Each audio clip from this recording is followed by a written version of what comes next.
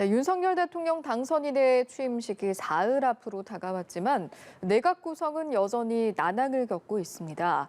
윤 당선인의 고심도 깊어지고 있는데요. 자세한 내용 취재 기자 연결해서 들어보죠. 이준음 기자. 네, 현재까지 18개 부처장관 후보자 가운데 청문 보고서가 채택된 건 4명뿐입니다. 아직 청문회를 열지 못한 후보자도 있는데요. 일단 이번 주말 사이 정호영 보건복지부 장관 후보자의 거취 문제에 관심이 쏠립니다.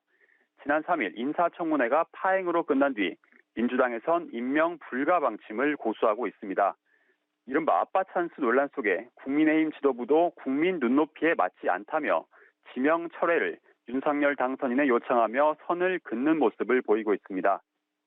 여기에 민주당이 잔뜩 벼르고 있는 한동훈 법무부 장관 후보자 청문회가 이틀 앞으로 다가왔고 국회 동의가 필수인 국무총리 인준도 여전히 험로를 걷고 있는 만큼 윤 당선인의 고심이 깊어질 수밖에 없는 상황입니다.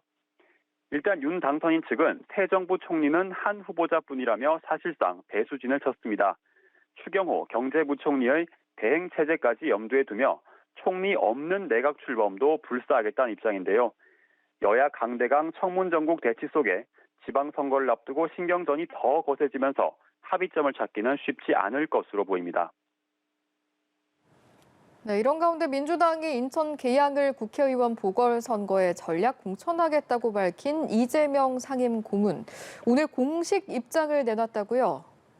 네, 오전 9시쯤 자신의 SNS에 무한 책임지겠다는 제목의 글을 올렸습니다. 인천 계양을 출마를 수락하겠다는 첫 공식 입장입니다. 당의 결정을 전적으로 따르겠다. 또 국민의 집단 지성을 믿고 민심의 바다에 자신을 던지겠다는 각오를 밝혔는데요. 또 힘겨운 선거에 나선 민주당 후보들과 함께 혼신의 힘을 다해 이기겠다고 강조했습니다.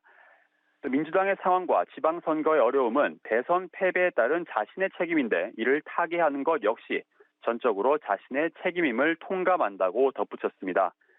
이렇게 대선 주자들이 국회의원 보궐선거에 잇따라 출마하면서 판이 커지는 분위기인데요. 앞서 안철수 대통령직 인수위원장도 경기 성남 분당 갑에 출마를 공식화했습니다. 새 정부 출범 뒤 개혁 동력을 위해선 이번 선거에서 이기는 게 중요하다면서 수도권 승리를 위해 몸을 던지겠다고 밝혔는데요. 국민의힘은 오늘 공천관리위원회를 열고 이 문제를 논의했는데 성남 분당 갑과 인천 계양을에 대해선 모레까지 추가 공모를 받기로 했습니다. 안 위원장에게 접수 기회를 주기 위한 절차로 오는 10일 면접을 거쳐 전략 공천 여부를 결정하겠다는 입장입니다. 일각에선 이재명, 안철수 두 사람의 행보에 대한 비판도 만만치 않습니다. 박영선 전 중소벤처기업부 장관은 이들의 보궐선거 출마를 원칙과 명분이 없다고 비판하면서 공적인 가치를 너무 가볍게 보는 건 아닌지 우려된다고 지적했습니다. 여야 모두 본격적인 지방선거 체제로 전환하는 가운데 민주당 지도부는 송영길 서울시장 후보를 집중 지원하며 윤석열 정부에 대한 견제를 강조했고 국민의힘은 이준석 대표가 평창과 원주를 돌며 강원의 바닥 민심을 공략했습니다. 지금까지 정치부에서 전해드렸습니다.